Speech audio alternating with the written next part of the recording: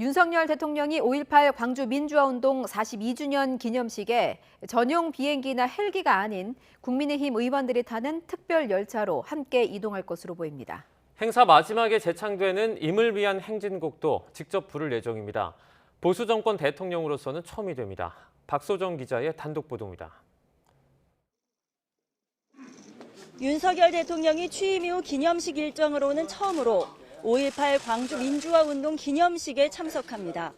이번 행사에 새 장관과 대통령실 수석들, 국민의힘 의원들까지 가능한 전원 참석해달라고 요청한 윤 대통령은 전용 비행기나 헬기가 아닌 특별 열차로 광주로 향할 것으로 보입니다.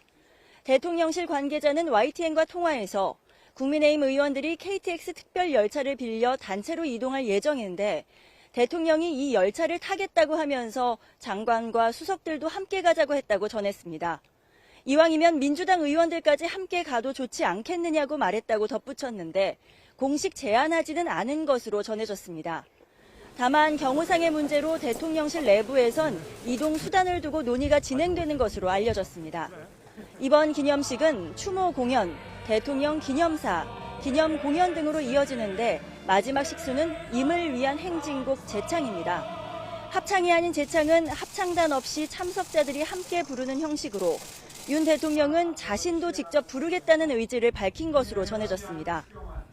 임을 위한 행진곡을 재창한다면 보수 정권 대통령으로서는 처음이 됩니다. 이와 함께 기념사에서 윤 대통령은 5.18 정신의 헌법 전문 수록에 대한 메시지를 발표할 예정입니다.